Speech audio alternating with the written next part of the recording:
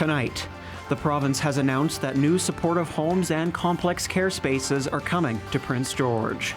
Plus, we find out what the effects of the Chilcotin landslide will have on salmon populations. And we spoke to bear experts about how this summer has affected our bear population.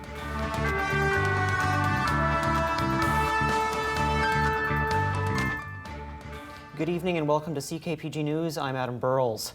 3 projects of supportive housing and complex care spaces were announced today. Some new, others not so much. But each has some level of support attached to them. And our mayor says it's long overdue. Cheryl Jan reports in tonight's top story.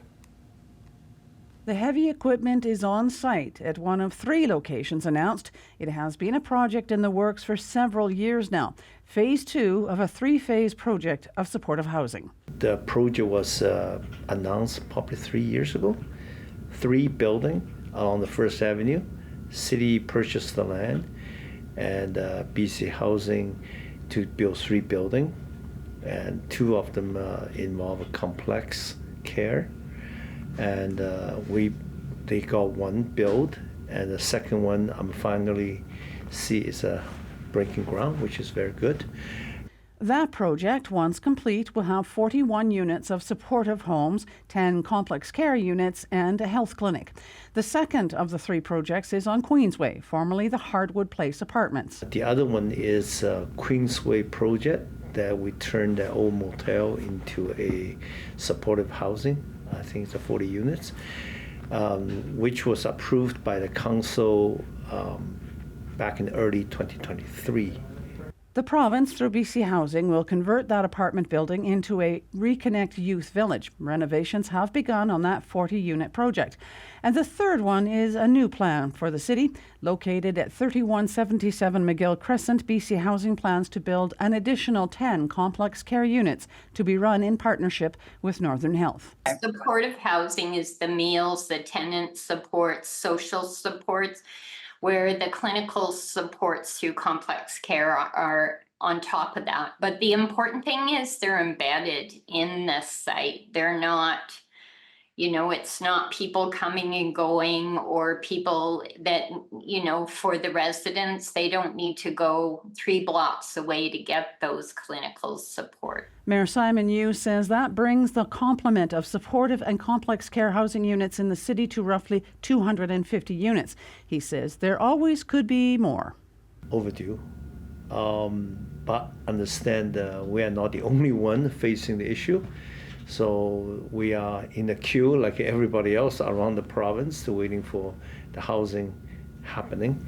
And hopefully we need more housing on one sense.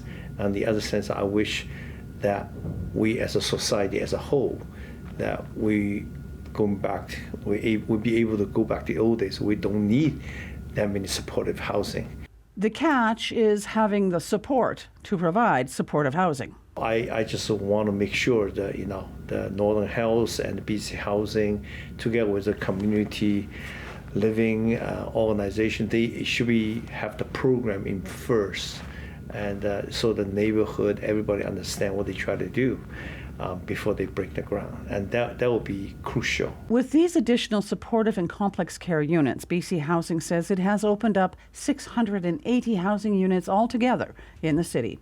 Cheryl Jan, CKPG News. We are getting a better picture today of the impact of that breach of a landslide on the Chilcotin River Monday. And while the worst case scenario did not materialize, we are being warned that danger still exists. You can see the debris starting to flow from the Chilcotin into the Fraser River on Monday and make its way downstream. That's the Chilcotin River, come through the canyon, that's where it joins the Fraser River. This was the scene by Tuesday with sediment following. In Lytton, logs were scattered across the river.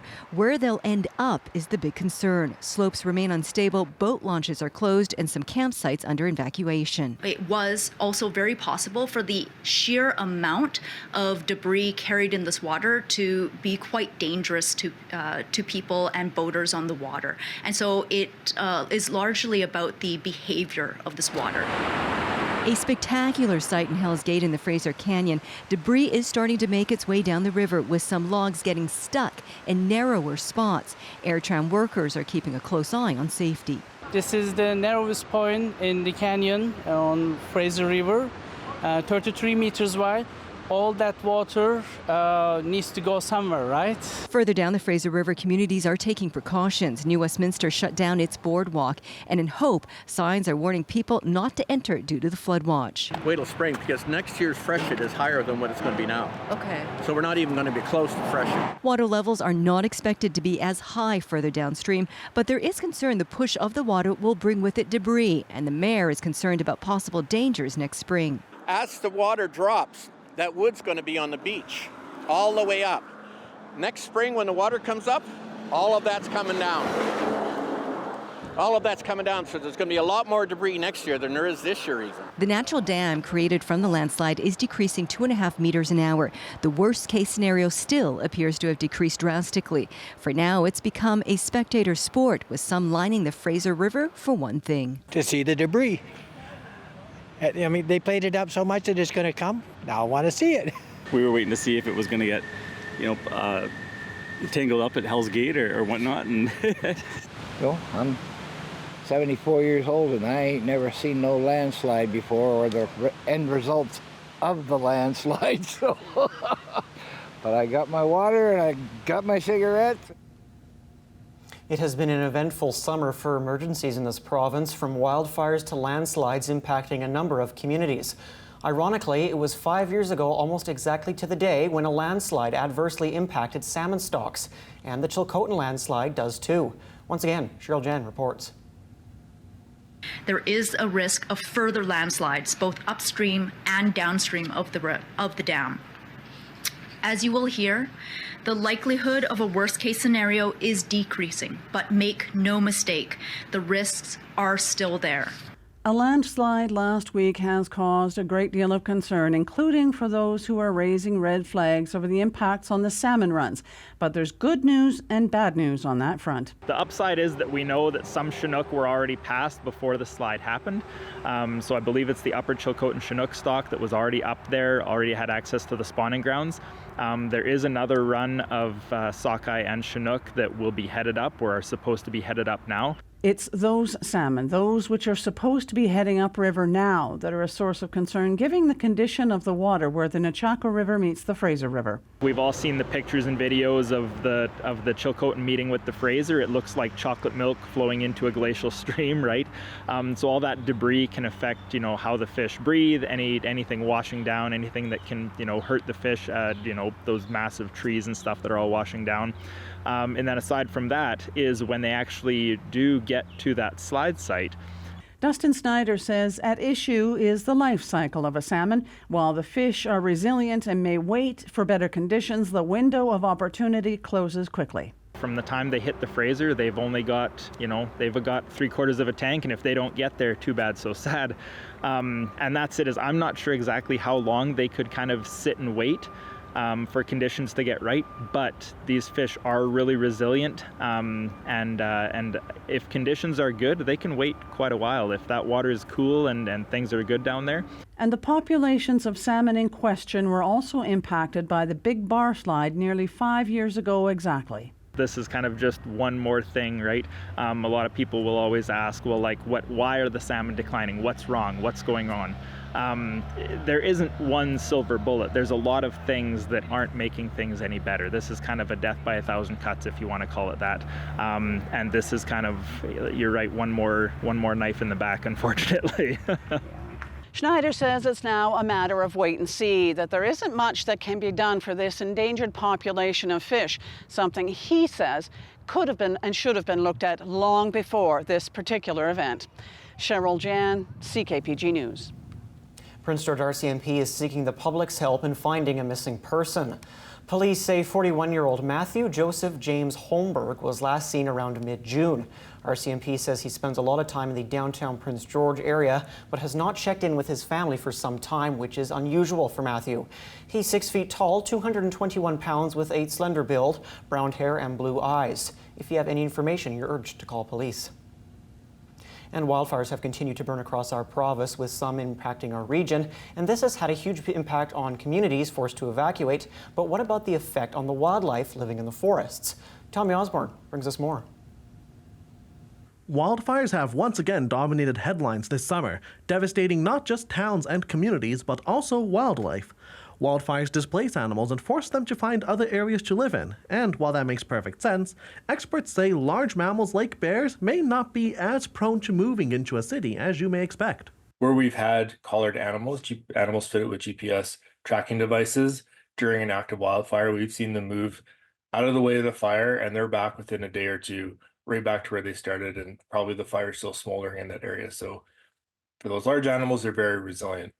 Long term, Ford adds wildfires can actually have a restorative effect on landscape, as the fire opens up the canopy, bringing more light and nutrients into the soil, unless the fire is so hot it creates a moonscape-like setting. Most fires, it seems like, they're actually quite beneficial to most plants. It may not be that same year. It might take a year for those plants to come back if it's a late season fire, but yeah, we tend to see green vegetation sprouting right back, sometimes within weeks of a recent fire. While research shows that bears and other animals tend to stay in the wild, Prince George is no stranger to bears in the city, which local bear advocacy groups say could be because bears are finding easily accessible food on the outskirts of the forest created by humans. Whether or not they have food in the wild, but especially if their natural food sources are depleted, then the bears will basically follow their noses into our community. So if we have garbage out or even other things like the overripe fruit, if it's not picked, that will draw the bears in. Boughton added that anecdotally, community members have seen more cubs than usual, which could indicate bears are getting more calories. Bears will only give birth to as many babies as their bodies can sustain during hibernation, and this year 3 to 4 cubs have been reported following mama bears. Garbage is not a healthy food for bears typically, but it is calories, and those calories fatten the bears up, and so when they're in a healthier body condition, they can have more cubs. Last year saw a record high of bear sightings in Prince George, and unfortunately, also 81 bear deaths as a result. To keep both the community and the bears safe, Boughton urges you to keep your garbage secure and pick up any overripe fruit from fruit trees or bushes if you have those in your yard. Tommy Osborne, CKPG News. Highway 16 eastbound from Tejon-Cache to the Alberta border has been closed to regular traffic since July 22nd, which has had a large impact on nearby communities. While commercial traffic has been opened, 60 kilometers of the highway stretching from the east of Mount Robson to the BC-Alberta border remains closed due to the continuing wildfire situation in and around Jasper. The Robson Valley's tourism has taken a huge hit as a result, as travelers from Alberta can't make the drive, and far less people from BC are traveling to the area. MLA for Prince George Vale, Mount Shirley Bond, says she wrote to Premier Eby asking him to ensure the government can support the struggling businesses and offer clarity on when the highway will reopen, but also urges fellow British Columbians to show their support. I want to reflect on how grateful I am to the people of the Robson Valley region. When they were asked to step up and support thousands of evacuees from Jasper, they did that without question. They opened their hearts, they opened their homes, they opened their businesses. Now they're facing an impact as a result of this road closure. It's our turn to support them. And local Mounties need your help in finding a wanted man. Prince George RCMP say 27-year-old Liam James Willie Mitchell is wanted for multiple charges, including uttering threats, mischief under $5,000, possession of a weapon for a dangerous purpose, and breach of a release order. He's described as 5'10", 141 pounds, with brown hair and green eyes. RCMP say he's dangerous, so if you see him, call police or Crime Stoppers. The lowest gas price in Prince George is $1.67.9 per litre at Costco. The lowest gas price in BC right now is in Abbotsford at $1.65.9 per litre. Manitoba currently has the lowest gas prices in the country on average at $1.51.4 per litre. Meanwhile, BC has an average price of $1.76.6 per litre. Good evening again. We're in for a nice forecast for the remainder of the week. We take you back on our satellite map, and showing earlier today was pretty nice out there, mainly sunny across the board. So there hasn't been a lot happening. We're seeing a bit more cloud cover and action to the east of us into parts of southern Alberta, a little bit down through the southeast corners of the province, but otherwise it is pretty uneventful. Futurecast doesn't show a whole lot, but we do have something to talk about for tomorrow as we move through the daytime. You can see in the afternoon we do have some of these pockets of precipitation. So we're going to leave a slight chance of showers into our afternoon tomorrow. Risk of a thunderstorm with daytime heating as well is always possible. And then otherwise we are in for just dry and hot weather. So starting to get to a gradual build in the heat once again as we move into our Thursday, Friday, and into the weekend as well. So 26 is where we should sit tomorrow, which is still very pleasant out there. Local smoke in our forecast yet again tomorrow, the same up into the Peace. And then again, a risk of a thunderstorm possibly through the afternoon, slight chance of a shower east to Valemount. You'll see that as well. 33 in Kamloops, 31 Kelowna. We're seeing pretty nice weather right across most of the province as a whole. 29 Burns Lake. So another really nice day, just like today, into your Thursday. 27 for Vanderhoof. Fort St. James will sit around that as well. So anywhere from the mid to upper 20s is kind of the range in terms of numbers of what we'll see going into Thursday, but then bumping up to closer to 30 for many areas across the region later into the weekend for the weekend. West Coast looks pretty nice, 29 degrees, a bit warmer away from the water as always.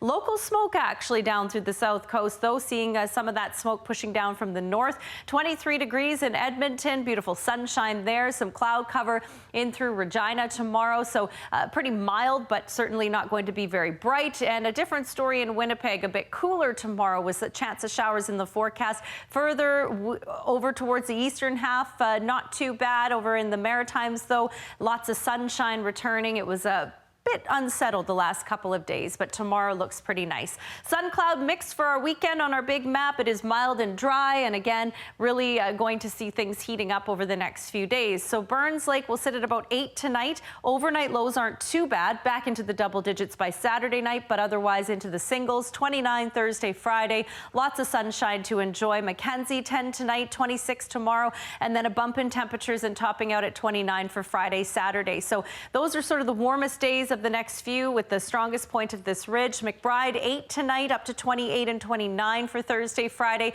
and then backing off just a touch on Saturday, Sunday. So very pleasant. This is a good temperature range into the mid to upper 20s for McBride for your weekend. Quesnel will sit at about +8 tonight, 29 tomorrow, and then 30 degrees and 31 after that. So pretty warm and a gradual build in those temperatures. A very similar story for us. We do have a slight chance of those showers popping up tomorrow through the afternoon. Risk of a thunderstorm as well with that next little bit of a disturbance, but otherwise very pleasant for our Thursday. Friday looks warm, 29 for Friday, Saturday. Beautiful sunshine expected right through the remainder of the week into the weekend as well. And then really holding strong for early next week, going into at least Monday. CKPG Sports is delivered by Domino's. Join the Domino's Lunch Club with 25% off all regular price pizzas every day. Visit domino's.ca to join the club. The Summer Olympics continues in Paris, where Canada enjoyed a historic day. Alicia Newman has won Canada's first ever Olympic medal in women's pole vault, claiming bronze on Wednesday with a Canadian record height of 4.85 meters. Her bronze medal brings Canada to 19 medals total, with 6 gold, 4 silver, and 9 bronze so far, which puts Canada in 11th place in the standings. The U.S. has claimed the top spot with 27 golds and 94 total medals, while China is only 2 behind in golds but only has 65 medals. Australia, France, and Great Britain round out the top 5, although gold medal-wise, Korea and Japan are tied with Great Britain with 12 each. Yesterday's schedule was packed with MLB action, and we bring you the biggest home runs along with a big career milestone in tonight's CKP3. Starting off with a young phenom. Jackson Holliday trying to change that, puts a charge into one, and Jackson Holliday gets the Orioles' first hit, and it's a home run. Absolutely walloped a Chris Bassett cutter. Jackson Holliday, the #1 draft pick of 2022, has been on fire recently. That's his 3rd home run in just 7 days, and the 20-year-old's debut season is off to about as hot of a start as you can get. Next, Macho Man strikes again. Yoshida pulls this in the air to right field.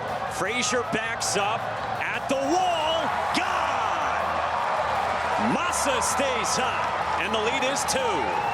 Macho Man Masataka looks like he's on the golf course on this swing, as he gets low to scoop this one up and out of the park. The fan favorite is no stranger to home runs, as that's his 133rd home run dating back to his time in the Nippon Professional Baseball League and his 6th on the season. Finally, a career milestone. That has to feel good into right center field. And Freeman's got extra bases. It's a double. Said I didn't know what I'd feel, but the green grass, the dirt, the fans, it all reminded me how beautiful baseball is and why I love it so much. Doubles don't usually make the highlight reels, but this was Freddie Freeman's 500th career double, which leads the league among active players. Even more importantly, this is just the second home game for Freeman since his son's battle with Guillain-Barré syndrome. Thankfully, the 3-year-old Max is on the road to recovery and out of the hospital, and Freeman is certainly happy to be back on the field doing what he does best in tonight's CKP3. That's all the time we have tonight. Thank you so much for joining us tonight. Your last look is the Nechako River. Thank you again for joining us. Have a great night.